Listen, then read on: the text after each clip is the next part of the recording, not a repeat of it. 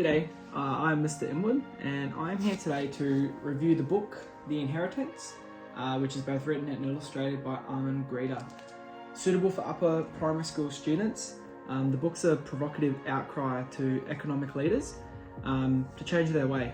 The use of language features is prevalent in the book's minimal use of words, but the power behind this story is achieved through the imagery and the illustrations, which assist the reader in explicitly understanding the themes of greed, power, industrialism, and the consequences on the planet if it is not stopped.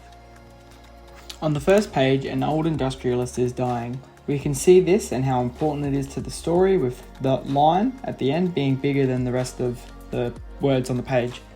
The language used here really sets up the scene for the book. His fading mind was clinging to the corporation, and all this power was fast slipping from his grip. We know that mind and power cannot physically grab these things and grip or slip. The author firstly symbolizes the importance of this corporation to the industrialist and the power that brings through the use of personification to humanize this symbolic approach. These language features are used later in the book once again.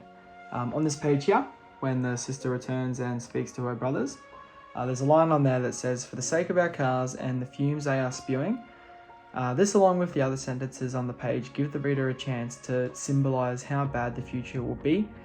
With the continuation of this corporation, the car cannot physically spew, so using this humanizing language links the gross and grim actions of vomiting to further give the reader an understanding of the desired symbolic meaning of the scene, which is a gross and grim sort of reality with the continuation of their ways.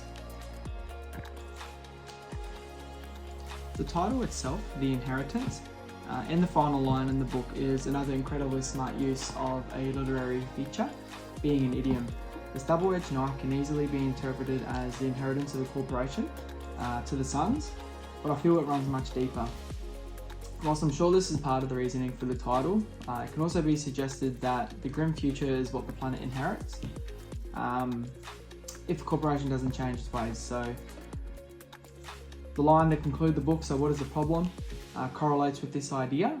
No real answer is literally given, but it's widely understood that through the title pun, the imagery, and the daughter's plea for change, what the problem is. The main colour choices here are black, white and grey, which represent dark, gloomy, detached, depressing, and can also conjure feelings of frustration and anger, which is exactly what the author is trying to achieve.